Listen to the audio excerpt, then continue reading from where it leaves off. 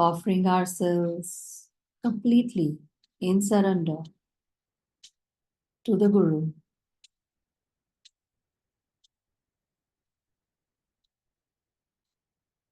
Inviting his guidance in everything that we do,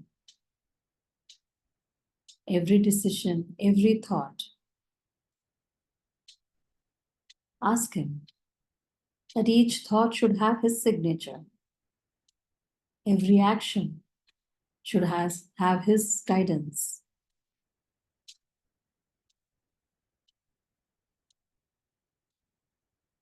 That we may always act in this life, not guided by our ego, but guided by the Guru's divine will.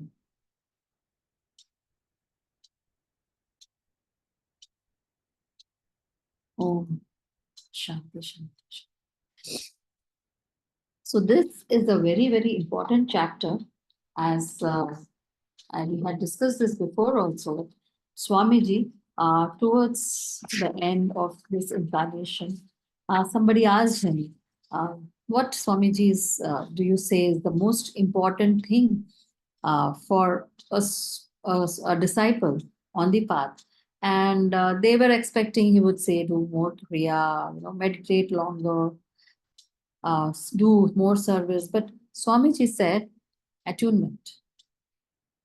Attunement. That's it. So it is a very important thing on the spiritual journey. Also, we can't presume on our attunement. We might think we are very tuned, it's Guru guiding us, but is it really, are we really in tune?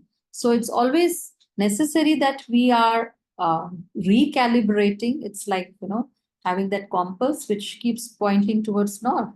So we have to keep recalibrating. And what are the things that we can do to help us recalibrate? We will discuss that. First, let's listen to this reading by Swamiji.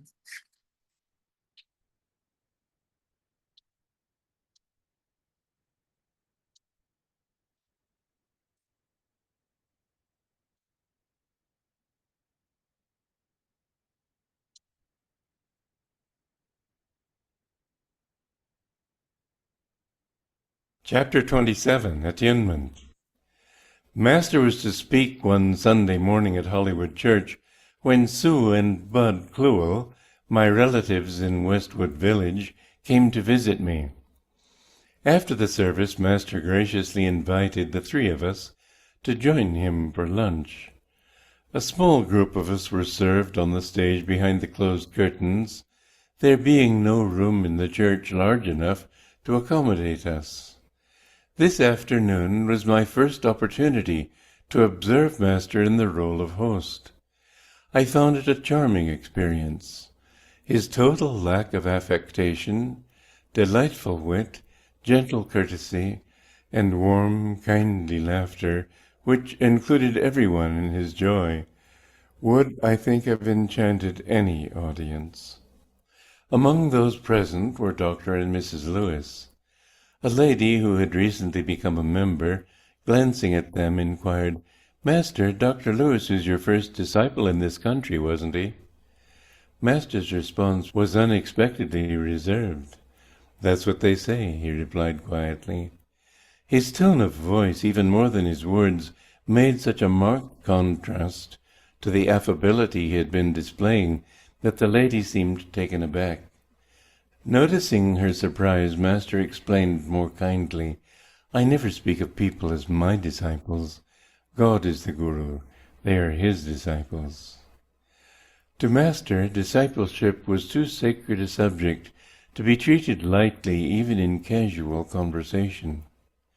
Later, Sue and Bud confessed they had found Master charming. But Sue then challenged me a little belligerently, "Why do you have to call him Master?" Warming to her subject, she continued, "This is a free country. Americans aren't slaves.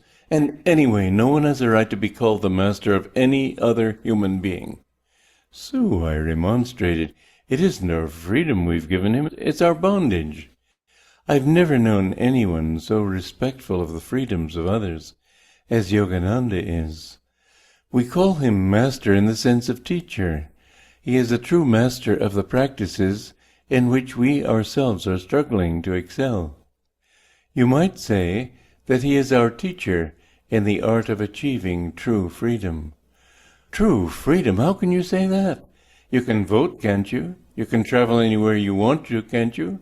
Isn't our American way of life proof enough that you're free already? Is it? I smiled. Think how bound people are by their attachments and desires. They want 1,000 things, most of which they'll never get, in the belief that through them they'll find happiness. In conditioning their happiness by material objects, they enslave themselves. Happiness isn't things, Sue, it's a state of mind. Sue pondered my words a few moments. Well, she concluded, unwilling to surrender her point completely, I still think I'll be happier when we can afford a new sofa. Poor Sue, were you happier? In the years after that, I wish I could say that I ever saw happiness in your eyes. Sue's objection to our loving appellation for our Guru was by no means unusual. Perhaps if a master were to appear on the stage of life like some Nietzschean Zarathustra, making grand pronouncements on obscure themes that no one in his right mind would ever think on his own, people, mistaking bewilderment for awe, might cry, "Ah, here indeed is a master." But masters usually live more or less prosaically. They get born in mangers. They teach familiar truths in simple ways. One might say they almost flaunt their ordinariness. Human nature doesn't take kindly to greatness in mere people, and it is in their perfect humanity that masters most truly reveal their greatness, not in their rejection of all that it means to be a human being. In this ideal they are both a challenge to us and a reproach. Most people don't want challenges, still less do they want reproaches. One who isn't willing to face the need for self-transformation cannot view gladly the accomplished fact of such transformation in others. "I'm as good as anyone else" is the common declaration. A true statement it would be, too, if it referred to the eternal, divine image within them. But people who talk like that are not thinking of their souls. Who, in his egoic humanity, can say honestly, "I'm as virtuous as anyone else, as intelligent, as artistic, as wise, as gifted a businessman, as good a leader"? The overemphasized egalitarianism of our age blinds people to the single most obvious fact of human nature, its vast variety. Belief in complete outward equality is a kind of democratic myth, a preference for pleasing sentiments over the clear vision of reality that comes from winning hard struggles on the battlefield of life. Only when we have banished from our consciousness the delusions that keep us bound to this phenomenal world can we know ourselves truly equal in God to the very angels. "My thoughts are not your thoughts, neither are your ways my ways, saith the Lord. For as the heavens are higher than the earth, so are my ways higher than your ways, and my thoughts than your thoughts." Isaiah 55, 8 and 9. People rarely see that the greatness of God's ways, as expressed through the lives of his awakened sons, lies in a transcendent view of mundane realities, and not in a rigid denial of those realities. From the thought nothing is divine, man must grow to the realization everything is divine. Our bondage to Master was a bond purely of love. He, far more than we, appreciated the sacredness of this relationship, and treated it with the deepest dignity and respect. Where love was missing on a disciple's part, however, the bond broke, or was never formed. and then even disciples were known to lose sight of what it meant to call their guru master. "I didn't come here," they complained, "to pour cement." "No, why then did you come?" "Why, to meditate, of course, to attain samadhi." "And did you imagine that samadhi would come in any other way than by attunement with your guru?" "Well, no, after all, that's why I came here, but what has attunement got to do with pouring cement? It's in my meditations that I need his help." "Oh, blind ones, can't you see that self-transformation is a total process? That what Master gives us spiritually must be perceived on every level of our being, that no real difference exists between God in the form of cement and God in the form of blissful visions. God is equally present in everything. Rare, alas, is that disciple who feels no inner resistance, born of ego consciousness, to complete acceptance of his guru. "I want to express my own creativity," is a complaint frequently thought, less frequently expressed. Or, "I know Master has the greatest thing of all to give me, but I have something worthwhile to give him too. I'm a good organizer." Oh, foolish devotee, don't you see that man has nothing to express that he can truly call his own? That his ideas, his opinions, his so-called inspiration, all these reflect only currents of consciousness available equally to everyone. Only by attunement with God's will can we fully express ourselves. Everything else is borrowed, and yet the divine has a unique song to sing through each of us. It isn't that we shouldn't try to be creative. Indeed, unless we exert ourselves to act, God cannot act through us. The whole of the Bhagavad Gita is an exhortation to selfless activity. But we must learn to listen, to accept, to absorb. Herein lies the true and deepest secret of creativity. For disciples, the surest way to express themselves creatively is to attune themselves to their Guru's consciousness and to his wishes for them. His entire task is to speed his disciples on the path of self-unfoldment. Are you a good organizer? Then seek inwardly from your Guru the inspiration needed for any organizational work you do. If you say, "This, at least, is something I know better than he," you close the door to the infinite source of all true inspiration within yourself, which he has been so painstakingly prizing open for you.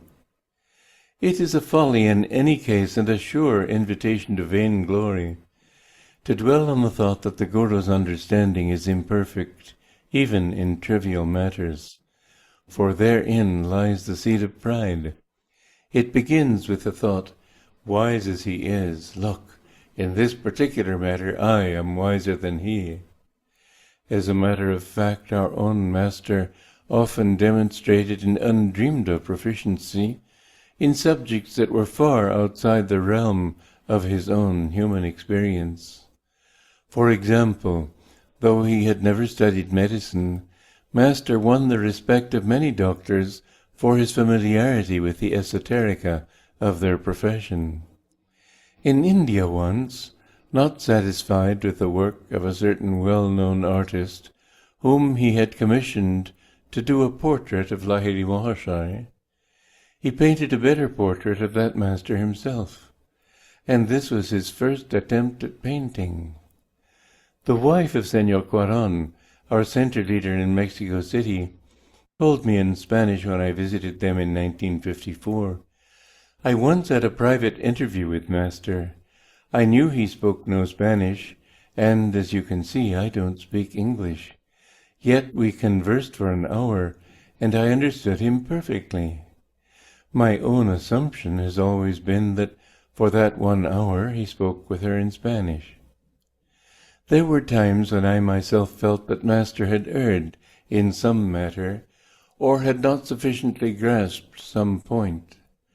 There was even a time, as you will see in a later chapter, when my questioning took the form of more serious doubts.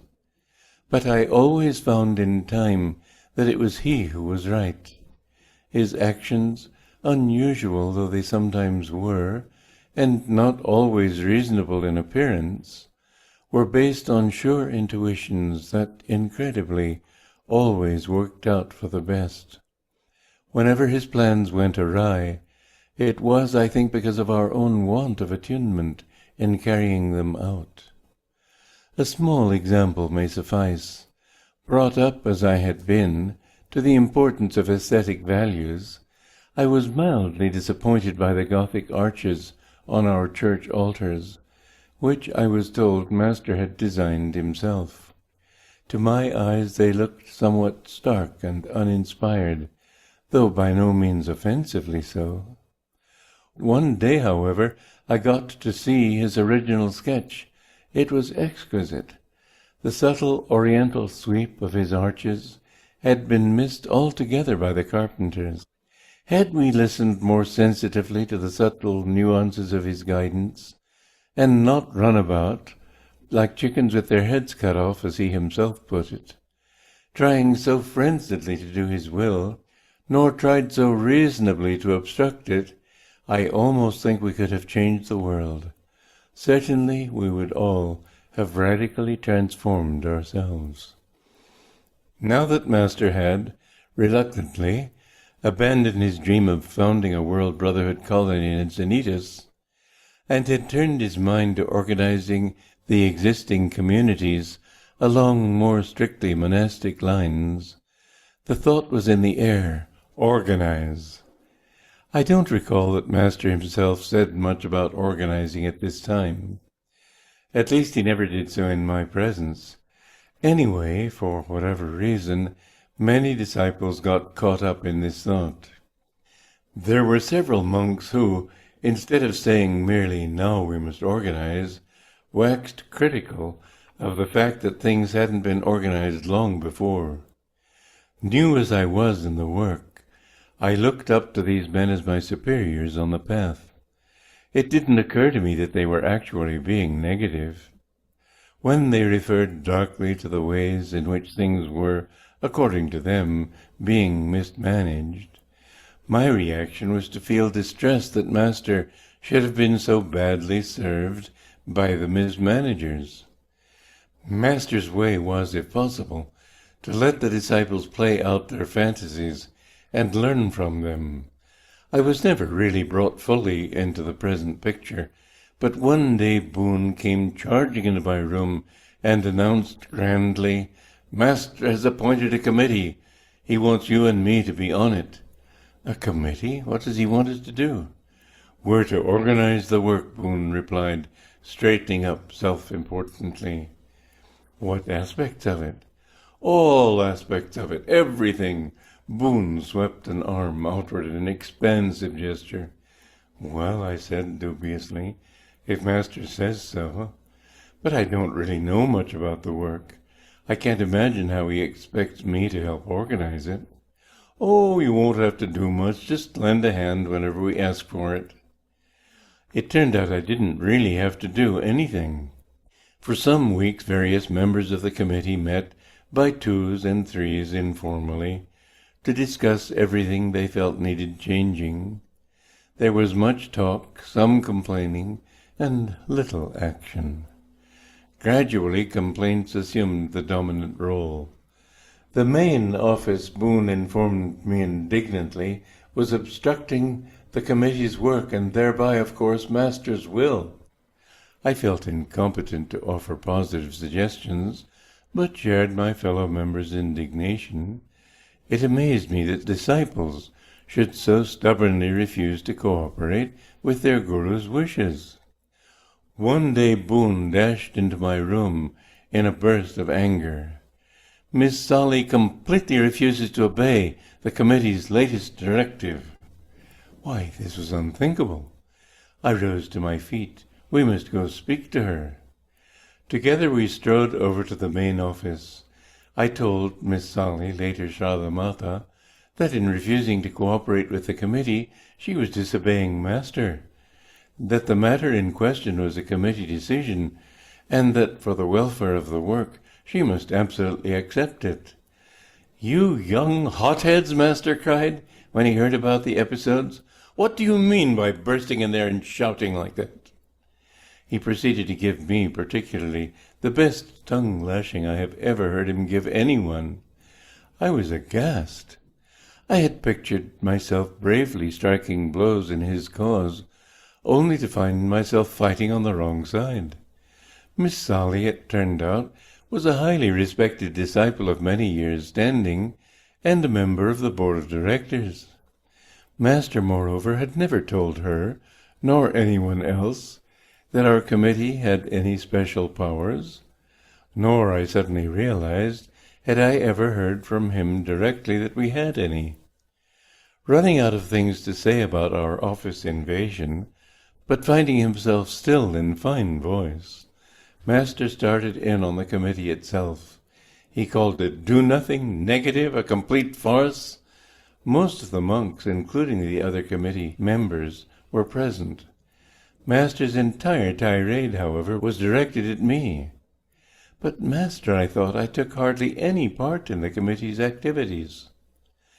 Outwardly, however, I said nothing. After all, I was, at least nominally, a committee member. But I couldn't help feeling a little resentment at what I considered my undeserved humiliation. Later I reflected that my reaction only proved all the more my need for correction. "Sir," I pleaded earnestly that evening, "please scold me more often." "I understand." He looked at me keenly. "But what you need is more devotion." It was true. In heeding the negative criticisms of my older brother disciples, I had fallen, from what seemed to me good motives, into judgmental attitudes, forever inimical to love. Soon thereafter I approached Master. "I am sorry, sir." "That's the way," Master smiled lovingly. From then on, the incident was closed between us. Master always discouraged negativity, even in a good cause. A couple of years later, a certain man tried by trickery to hurt the work in one of our churches. Mr. Jaycott, a loyal and devoted member, uncovered the man's scheme and denounced him publicly. Master expressed his gratitude to Mr. Jaycott afterwards for having saved us in a perilous situation. After thanking him, however, Master gently scolded him for the means he had employed.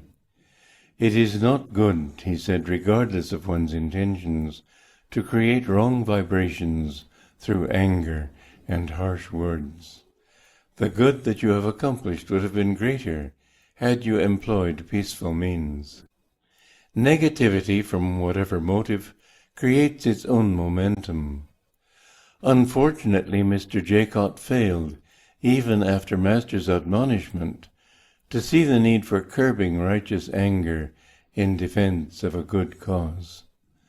Thus he gradually developed a judgmental attitude that ultimately took him out of the work.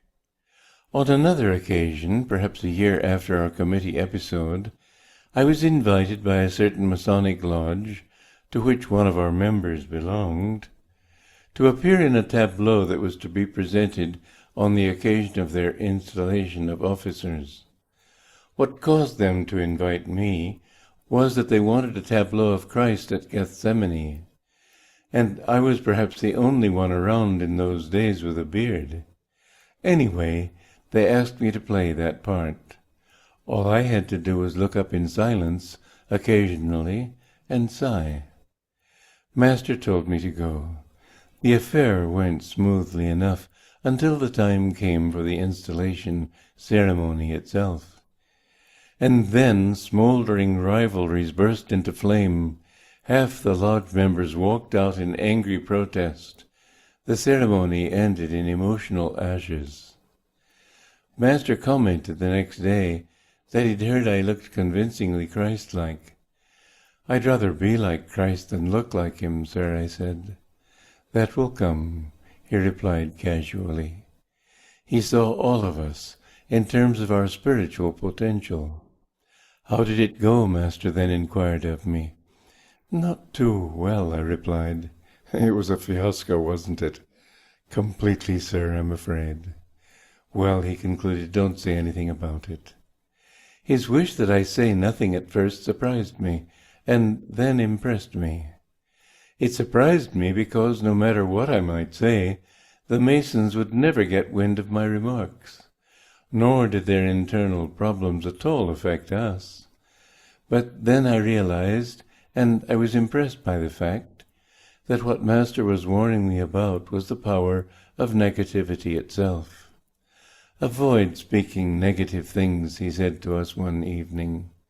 "Why look at the drains when there is beauty all around? You could take me into the most perfect room in the world, and still I would be able, if I wanted to find faults in it. But why should I want to? Why not enjoy its beauty?" Again he told us, "Don't speak of the faults of the organization. If I wanted to list them, I could start now and never stop. But if we concentrate on the bad side, we lose sight of the good. Doctors say that millions of terrible germs pass through our bodies.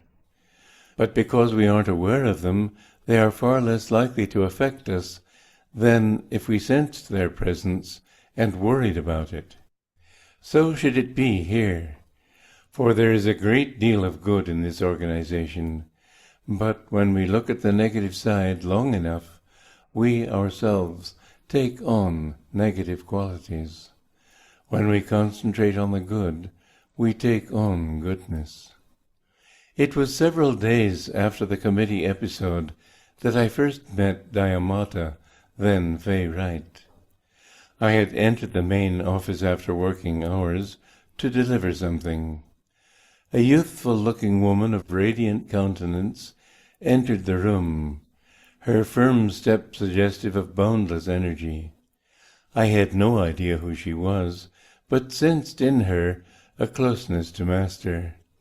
Seeing me, she paused, then addressed me pleasantly. "You're Donald, aren't you? I'm Fay. I've heard about you." She smiled.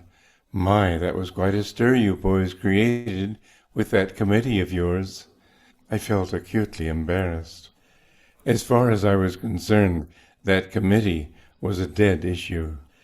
But she, not knowing how I stood on the matter, decided to help me understand it better. As we conversed, I found myself thinking, so this is an example of those disciples who were supposed to be obstructing Master's wishes. I'd 1,000 times rather be like her than like any of those complainers.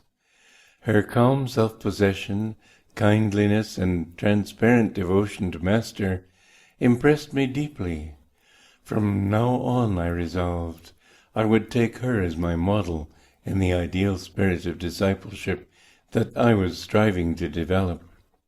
Quote, "We must learn to give up self-will if we want to please Master, and that," she added significantly, "is what we are trying to do." Simple teaching, simply expressed. But it rang true. What I thought, reflecting on her words, of building this, of organizing that, of doing even the most laudable work, if Master was not pleased. For his job was to express God's will for each of us. To please him was, quite simply, to please God. Let others do the important outward things, I decided.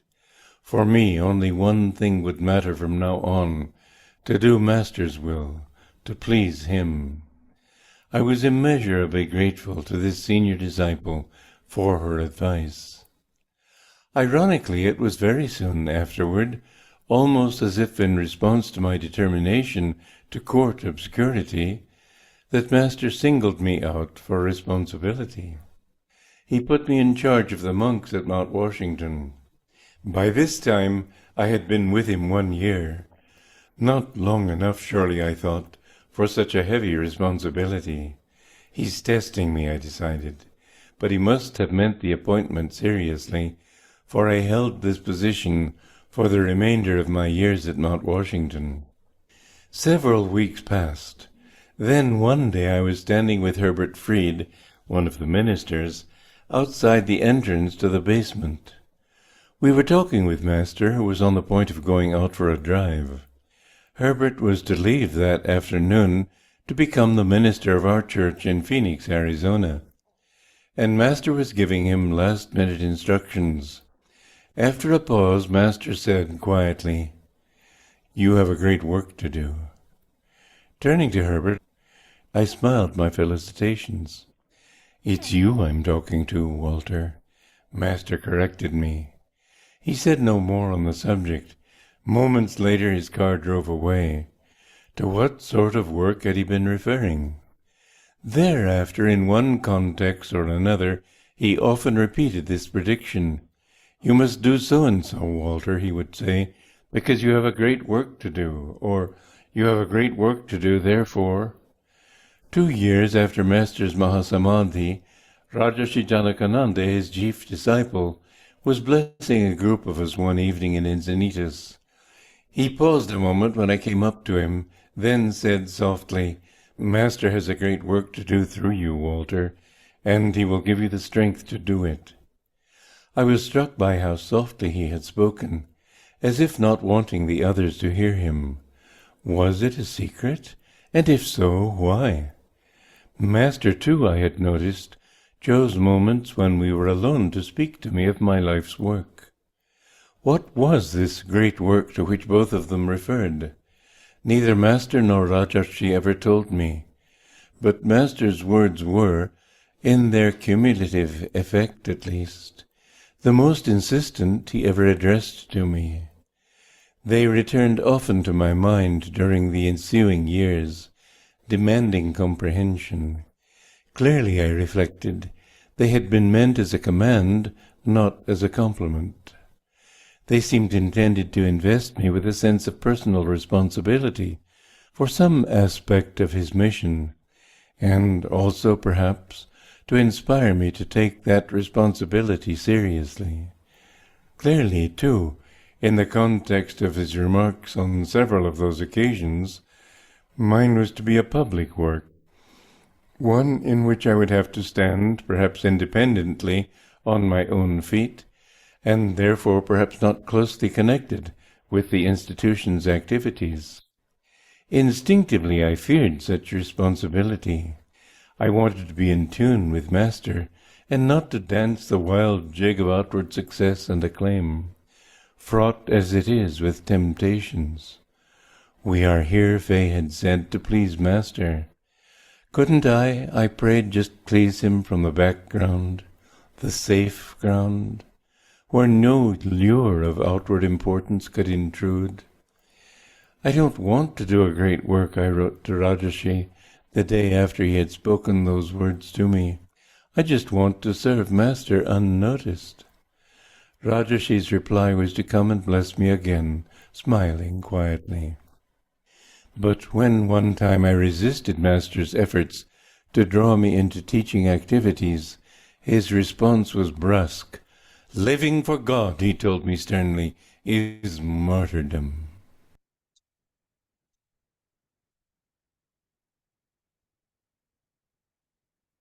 This is such a powerful statement. Living for God is martyrdom. So this is a beautiful chapter. When we talk about attunement, what does it really mean? The easiest way we can link it to is in those days when the things were not digital yet. So if there is a radio and we have to set listen to a music or some channel. So there used to be a tuner, and we have to move the tuner, rotate it till we reach that particular frequency where the music is playing. Till then, what happens is there's static, a lot of static we hear, and it's very jarring. But the moment we hit the right frequency, we hear the music. The music is always there. We can't hear it. What is that static? The static is our thoughts, restless thoughts, emotions, moods, negativity that Master just said, that blocks our connection with the Guru. These are the ones that create that static. So we need to be very, very, very careful. So we will discuss that more. So here we are, the first page where he says, when that lady says that, the Dr. Lewis is your first disciple, and he says, they're God's disciple. They're not my disciple. He says, I never speak of people as my disciples. God is the Guru. They are his disciples. And he says, to Master, discipleship was too sacred a subject to be treated lightly, even in casual conversation. And so it should be for us. We who have taken the discipleship vow, हाँ बोल दिया, कर दिया, ले लिया, vow ले लिया. Shouldn't be the attitude. Every word should be heartfelt because he takes it very seriously. And as Master says, God is the Guru. The self-realized Master, God sends this when the soul is ready, when the soul is seeking, and God sees the sincerity of that soul, he sends his channels, his pure channels. That is what is the Guru, the Sadguru, right? And that is why he says, they are not my disciples. So Swamiji would say that, whenever somebody would bend down to touch his feet, he would always point it up to God. They are yours. I'm allowing them to touch my feet, but it's I'm directing it straight to you. He would never take it for himself. So as I said, so discipleship, we should also take as seriously as our Guru has taken. And here, when Swamiji's cousin sister is saying, why are you calling him master? We are living in a free society. We are not slaves. We have the right to vote. And Swamiji says he is a master in the sense of a teacher, not just a teacher. He has mastered himself. He's saying he's a true master of the practices in which we ourselves are struggling to excel. What are those practices? Not only just the techniques, the hongs or the kriya. I mean, can we say that we are doing all of that perfectly, right? So and all the the niyams that we are all trying, we are struggling with. He's mastered it. He's perfected it. So he's a master of himself. He's completely integrated. Body, mind, and soul is completely integrated and harmonious with each other. No ambiguity about it. And that is why he's a master. So it's not like it's a slave, but she didn't have, she still had a long way to go. For her, the next, thing that can give her happiness was if she can afford a bigger sofa. And then Swamiji very sweetly says, poor soul, Sue, were you happier? In the years after that, I wish I could say that I ever saw happiness in your eyes. Those who are caught up, who think, just if I get that, I'll be happy. Just if I get this, I will be happy. If I marry this person, I'll be happy. My child gets this, I'll be happy. We're caught up. It's like the carrot stuck to the horses this in front, and it's just trying to grab it, and it keeps pulling that heavy load behind it, just so that it can have that carrot. But it's never going to get that happiness is never going to get as long as it's out there somewhere. That's what for us, we will never get happiness, complete happiness. It's not there in this world. The perfect happiness is not there. So we are all like having that stick stuck in front of us, and we are looking for that happiness somewhere, that elusive happiness that we will never get. So, and here he says, Master, he says, masters usually live more or less prosaically. They get born in mangers. They teach familiar truths in simple ways. They live it, right? It's very simple. What they say is not something like, grammatically nice and beautifully presented. They can do that also, but they live that.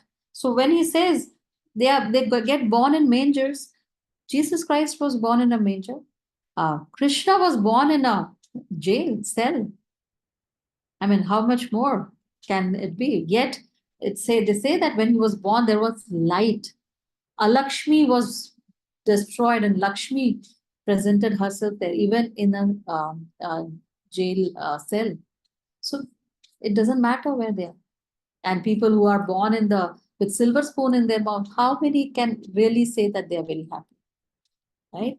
So he says, one might say they almost flaunt their ordinariness. No ego there. Human nature doesn't take kindly to greatness in mere people, and it is in their perfect humanity that masters most truly reveal their greatness, not in the rejection of all that it means to be a human being. They don't reject, oh, this is not, I'm something great. No. That is why Ram was called Purushottama. He was ultimate of humans, the perfect human being, right? So that is what they came to show what being human is, rather than, as we say, oh, I'm only a human. I am a human. Are we even displaying that? We try to, when we err, we say, oh, I'm only a human. No, being human is like, the perfect human. These are our goals. These are our, we need to set our goals there. That is why Patanjali said one of the niyam is Ishwar Pranidhan. Setting the sight there. I mean, okay, I do this, yam, niyam, all that. Towards what? Why am I doing it? The goal is reaching there, what these masters are, what these self-realized masters are. And that is where we should keep our goal. And they display what a perfect human being is. That is that is what we need to approach. And he says, in this ideal, they're both a challenge to us and a reproach. Most people don't want challenges. Still less do they want to reproach us. So the one who isn't willing to face the need for self-transformation cannot view gladly the accomplished fact of such transformation in others. So, or, I'm as good as someone else. Don't tell me, how to live or how I should be. I know everything. So that coming from the ego, right? No one needs to tell me. I know it all. And they can continue to err. So they don't want to listen. So here, Master is saying, belief in a complete outward, again, he's also, Swamiji is writing, belief in these days especially, there's so much talk about democracy, equality in democracy. Swamiji has written beautifully. He says, belief in complete outward equality is a kind of democratic myth. He says, a preference for pleasing sentiments over the clear vision of reality that comes from winning hard struggles on the battlefield of life. It takes a lot to be equal. And what does it take to be equal? He says, only when we have banished from our consciousness the delusions that keep us bound to this phenomenal world can we know ourselves truly equal in God to the very angels. We can only be equal when we fight this battle and really uplift our consciousness from the delusions that we are all caught up in. We all of us are in various levels of delusions. When we are able to do that, gurus are equals. The Sadgurus are all equals. There is no difference between, oh, this is a bigger guru and that is. So that is why Swamiji always said that, Jesus Christ or our gurus or Krishna, there is no difference. We create that difference. Oh, he is the only son of God. There's no, all self-realized masters are equal. There's no difference amongst them. That is the level we need to achieve, not keep our, just standing on a small hilltop. Then there is a, Mount Everest to be climbed and saying, oh, I have achieved, I have achieved this status or this. That's nothing. As he's saying, it's all democratic myth in this world. So, and the Lord says, he says, my thoughts are not your thoughts, neither are your ways my ways, said the Lord. So he's not saying that, oh, you guys don't know what it is. He's setting the bar high. We have to reach there.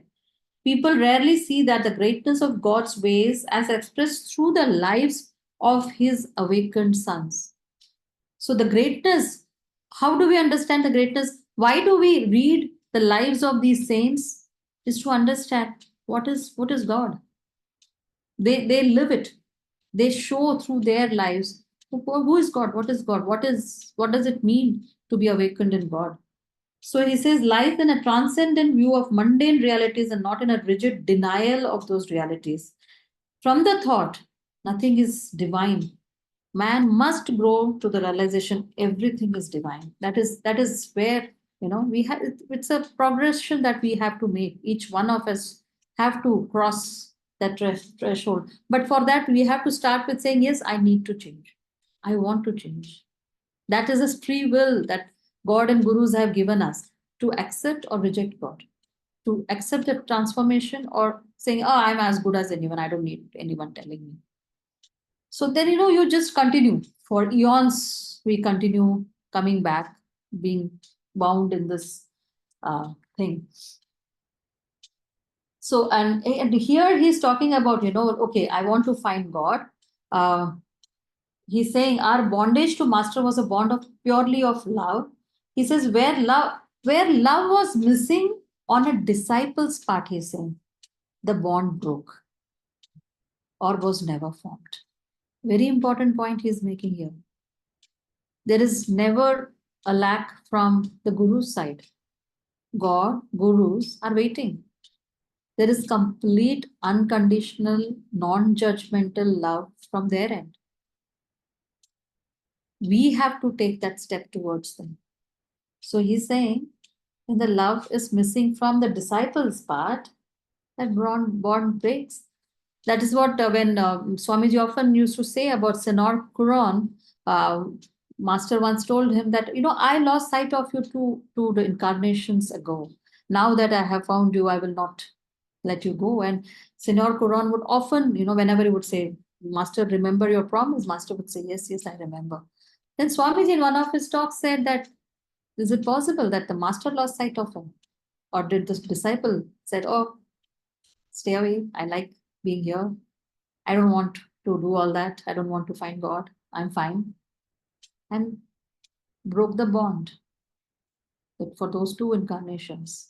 And then finally he said, oh no, this is not what I want. He came back. So if we are still around, it's because we broke the bond somewhere. But we're glad we are here. He found us.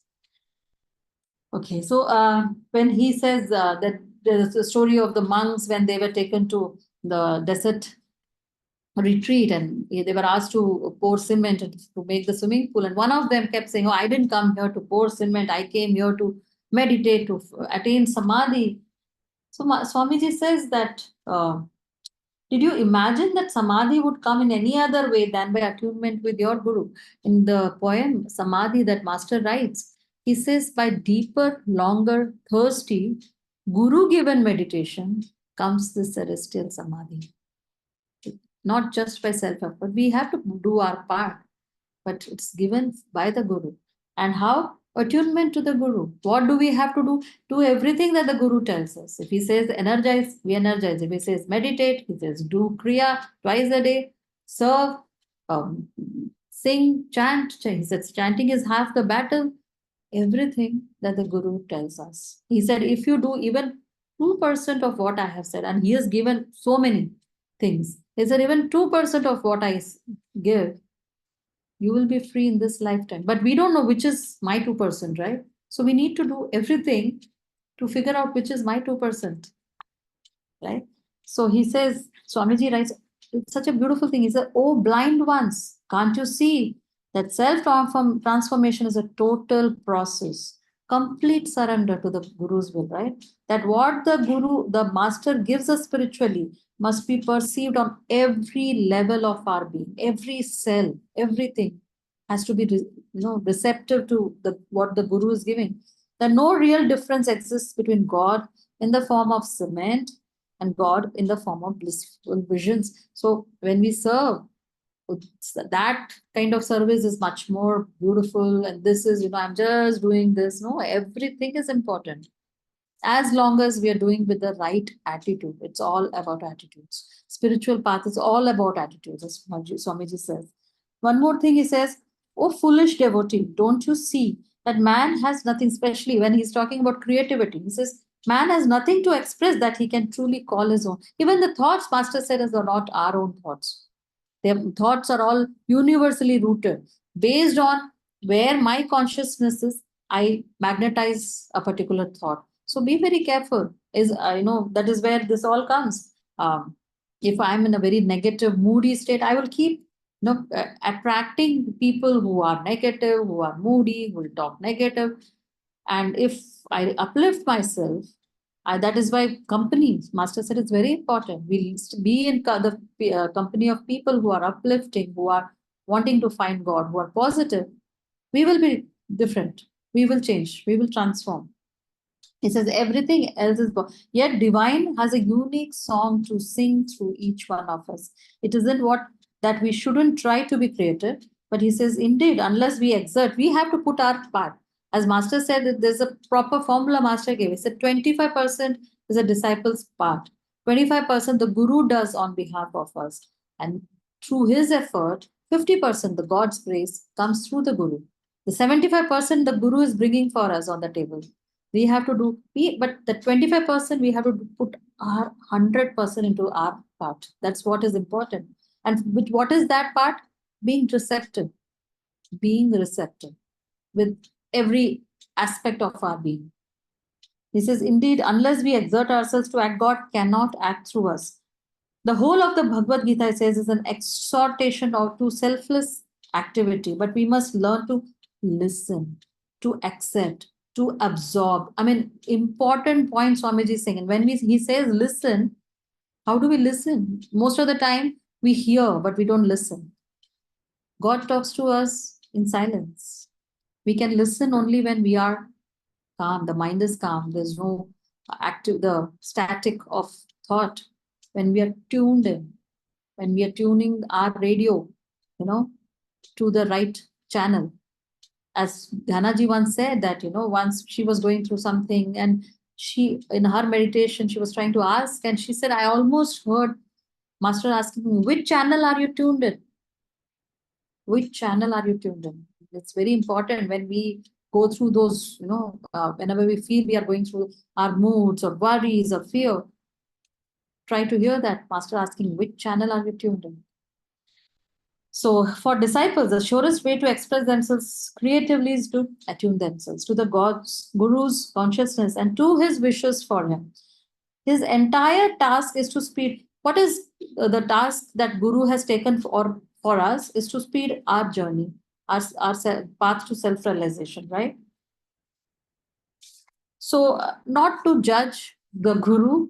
It has to be a complete surrender to whatever Guru has to give to us, and that's why he says he giving about the thing about the Master talking in a lady who didn't know English and Master didn't know Spanish, and Swamiji says, I suspect that Master knew. I mean, he spoke to her in Spanish, and he could speak to doctors. Even Sri Yukteswar would have conversations with doctors on very intricate things.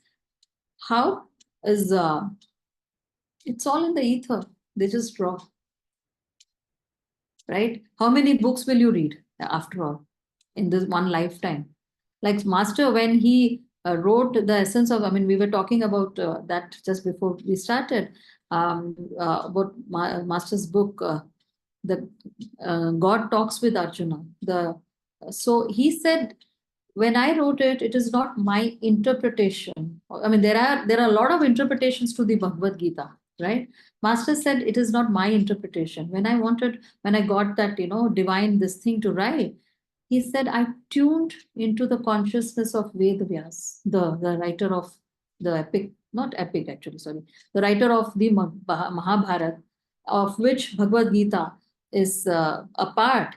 He said, I tuned into the consciousness of Ved Vyas. So what he wrote is exactly what Ved Vyas meant. right, when he was writing. So this is how he wrote the Bhagavad Gita. So he says, and so master also drew a painting. He said he was not satisfied with what the painter had done. In fact, the painter, when master said, "Oh, this is not so nice," and the painter said, "Do you know, I to learn how to paint, it's taken me 20 years, and you were just dismissing it this way." And master said, "You wasted 20 years in trying to learn to paint." And that's when he took the challenge. He said, "I will paint. You come back." And when he painted, the painter had to admit it was a much, much better portrait of Lahiri Mahasaya. But master had never learned. What he did, he tuned into how a painting of Lahiri Mahasaya should look from his superconsciousness. So we can draw it all. The creativity can be drawn from our superconsciousness. We know it all. We have to tune in, right? Swami Kriyananda, when he wrote the essence of the Bhagavad Gita, a few more minutes, we will be finishing. He said that, he didn't have any notes that he had taken when he was living with Master. So he said, I prayed to Master, and then he said, skylight open. And he was right here in Gurgaon when he was writing. And Dhyanaji said that, he would write, bring it out, tell them to read, and, he would go back and write more. And within 2 months, he had finished writing 600 pages. I mean, essence of the Bhagavad Gita is such a beautiful thing that we read, and many can't even understand most of it. That kind of, it's not humanly possible. What he did, he tuned into Master. He asked Master to flow through him. That is attunement, right? So here we are. He says that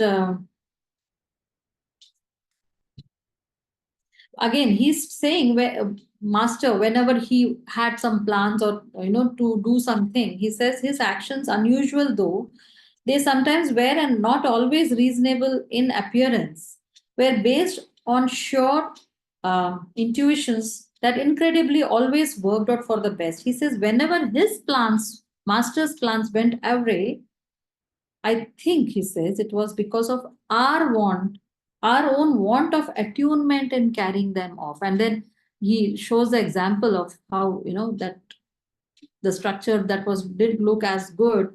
And he says that Master's plans the drawings were exquisite.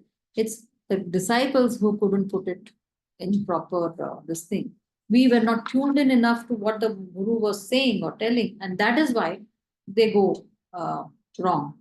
So it is not Guru's this thing, it is our understanding of what the Guru wants us to do. And where does it go wrong?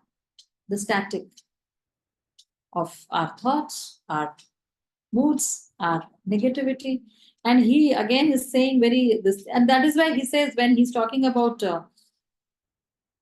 when Swamiji writes about the several monks would say, we must organize, and they would point out to a lot of negative things that were. Swamiji was very new on the path, right? And he says, I looked up to this man as my superior. It didn't occur to me that they were actually being negative. When they referred darkly to the ways in which things were, according to them, being mismanaged, my reaction was to feel distressed that Master. So we need to be very careful, especially those of us who came before others. Be very careful. As Master said, if I were to start about what is wrong with this organization, I can go on and not end. So why look at brains, he says, when there is so much beauty around us? And it is imperative, it's our responsibility that somebody who's new on the path, and we don't take them towards that end. So we need to be careful around them, because they are impressionable. They're trying to understand what is happening, and then they can take the wrong things from us. So he says complaining, and he talks about the committee that they formed, and what happened, the mishap. And then he said Master he was scolding everyone, but he was more pointing it towards Swamiji.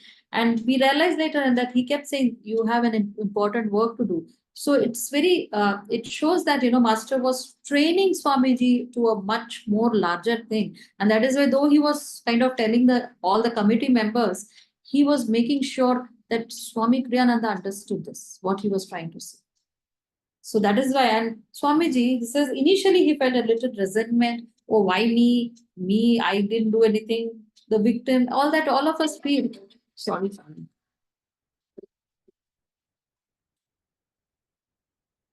All of sorry. All of us have various, the moment we start feeling resentment and all that, know that we are out of tune. He says, later I reflected that my reaction only proved all the more that I need correction. So the moment we start feeling, in any situation, why me, the victim, everybody is against me, everybody is trying to get at me, everybody is screaming at me, the poor one, know that I needed this lesson. Master allowed this thing to happen to me because I needed a lesson here. I'm not tuned in enough. So he says, and Master, what did he tell when he said, you scold me? He says, you need more devotion. How do correction of all that negative things that we can overcome is getting more devotion. So it is for each one of us. If we think that, I need to be more in tune, what can I do to be more in tune? Devotion. Pick up a harmonium chant. Develop devotion. And again, he's saying, Swamiji talks again and again about the attitudes. Don't be judgmental, not be negative. Master always discourage negativity. So he says, even if what we are trying to do, the intention is good, but how if he says, regardless of one's intentions, to create wrong vibration through anger and harsh word has its own momentum. So just because our cause is right doesn't justify the way. So we need to be very careful about these things. He says the accomplishment would have been greater had you employed peaceful means. So attitudes, how we behave, all these are very important in our journey of attunement, right? And here again, very important things he says. He says, as Master said that, um, if we look at the negative side long enough, he says we ourselves take on negative qualities. So what are we concentrating on? If it is good, then we become good. We take on those qualities. If we are concentrating too long on the negative, we keep carping. Because Krishna also talks about, overcoming this carping attitude. If we keep carping about something, we take on those things that we are talking against about.